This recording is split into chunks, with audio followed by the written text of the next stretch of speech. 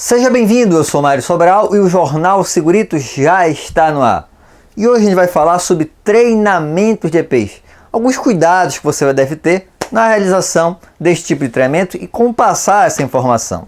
Então, primeira coisa que a gente tem que tomar cuidado é o seguinte: para muita gente, em relação ao EPI, o que interessa é o registro, né? Então, eu fiz lá o treinamento, tá aqui o papel para você assinar e tá resolvido. Não, não é isso. Qual é o principal objetivo de um treinamento de EPI? É que o trabalhador assimile aquela informação, que ele retenha aquela informação. E aí você pode ficar pensando: ah, professor, mas eu já dei o treinamento. Vamos lá, quantos vídeos aqui você já assistiu? Quantos livros você já leu? Quantos áudios você já ouviu?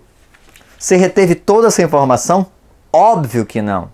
Então, como é que você espera que num único treinamento o trabalhador retenha toda essa informação? Não estou dizendo que você não vai pegar lá o registro, você vai pegar o registro com a assinatura dele, mas você tem que ter na mente que o objetivo não é apenas esse registro, e sim como é que eu vou fazer para que ele realmente aprenda o que eu estou passando.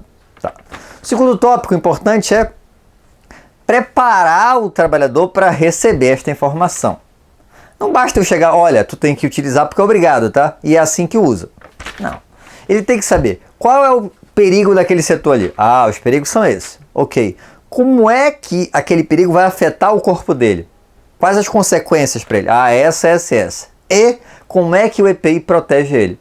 Percebe que desta forma, você elaborando treinamento, pensando nesse passo a passo, fica mais fácil do trabalhador aceitar a utilização? Outro item: ter uma estrutura mínima para a realização desse treinamento. Como assim?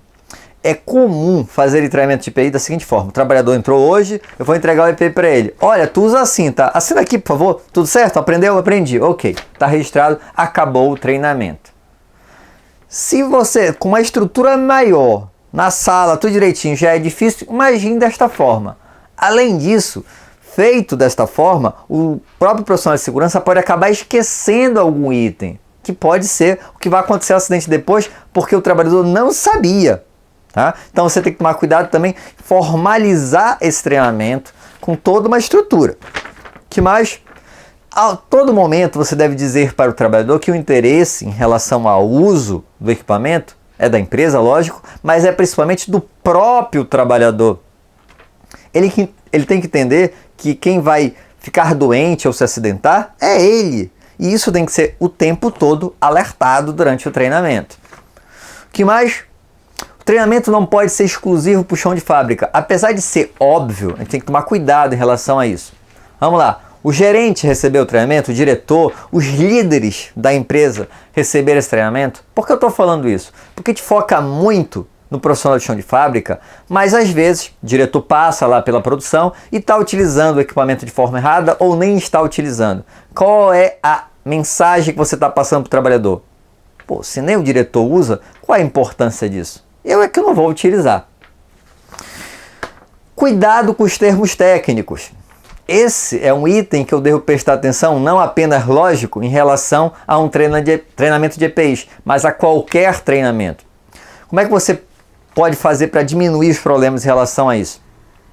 Você vai primeiro conversar com alguns trabalhadores para ver como é que eles comentam, como é que eles chamam aquelas partes do EPI. Por exemplo, um cinto de segurança. Não tem lá o talabarte que você vai encaixar lá?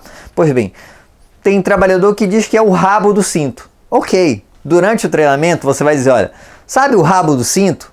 Pois bem, o rabo do cinto que você chama de rabo de cinto é o talabarte. E tem que ser feito assim, assim, assado. Percebe que desta forma fica mais fácil do trabalhador entender. Você usa o termo que eles utilizam, mas lógico, em paralelo fala o termo correto, para eles aprenderem também qual é o termo correto. Por fim, avaliar a eficácia desse treinamento.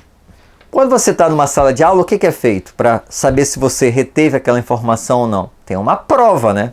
Então, você pode fazer prova na empresa? Até pode, mas não é tão usual assim. Mas se você achar que é necessário, faça a prova. Mas você também pode fazer o seguinte: ao final do treinamento, pedir para o trabalhador explicar. Me explica aí o que tu entendeste. Bora ver se realmente você entendeu. Outra forma, se são vários trabalhadores, um trabalhador explicar aos demais. E os outros vão complementar caso eles achem que esteja errado ou está faltando alguma informação. ok? Eu lembrei também de uma sugestão sobre como fazer com que o trabalhador tenha interesse, se motive a aprender isto. Faça um jogo na CIPAT. Faça uma apostilazinha das informações que você acha importante em relação ao equipamento de produção individual e diga, olha, vai ter um jogo durante a CIPAT e quem souber essas informações vai ter um prêmio. Então as pessoas vão estudar antecipadamente. Se pode ser para EPI, mas pode ser para qualquer coisa que você acha importante os seus trabalhadores saberem. Então use a CIPAT para isso. E você sabe que todo vídeo tem a indicação de um livro. E o livro de hoje é... Acho que eu nunca indiquei esse livro aqui. Gestão de Segurança do Trabalho e de Saúde Ocupacional. Rei Asfal é o nome do autor. A editora Reichmann e Autores Editores. Eu vou colocar na descrição do vídeo, que eu sei que a minha pronúncia não é ela, essas Coca-Colas. Então deixa eu ler um trecho aqui do livro. Mesmo que o trabalhador realize uma tarefa que não exija equipamento de produção individual, o uso do equipamento defeituoso ou inadequado pode estimulá-lo a se arriscar. Por exemplo, bora lá, suponha que um funcionário de manutenção que não precisa nem mesmo se aproximar da beira de um telhado enquanto faz a manutenção de um equipamento de ar-condicionado, tá? Ele não precisa de nada, ele está longe da beira e tudo mais.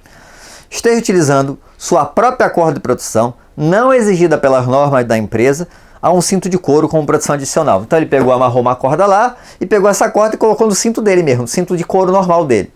Tá, e daí? Suponha em seguida que alguma situação inusitada o leve a se aproximar da beira do edifício. Aconteceu um acidente lá embaixo, ele escuta o barulho e vai se aproximar. E que a falsa sensação de segurança proveniente do cinto e da corda de segurança o estimule a agir prudentemente. Então, como ele acha que está protegido, porque ele está com aquela produção informal ali, uma gambiarra que ele fez, ele acaba se expondo mais. Isso mesmo no caso do EPI adequado, eu tenho que tomar cuidado, tá? Então, o trabalhador tem que entender que o equipamento pode falhar. Aquilo ali é um item a mais de segurança. Aquilo não é para ele ficar se pendurando na borda, por exemplo, nesse exemplo, na borda lá do edifício, andando na viga da borda, justamente porque há possibilidade de queda. Mas eu estou seguro. E se falhar? Tá? Então, essa falsa sensação de segurança tem que ser informada também para o trabalhador. Espero que tenham gostado. Se gostaram, já sabe, né? Curte, compartilha e quer fazer algum comentário? Coloca aí embaixo. Ou tem alguma dúvida, uma sugestão de pauta? Manda um e-mail para mim, para sobralj@hotmail.com. Um abraço e até o próximo programa.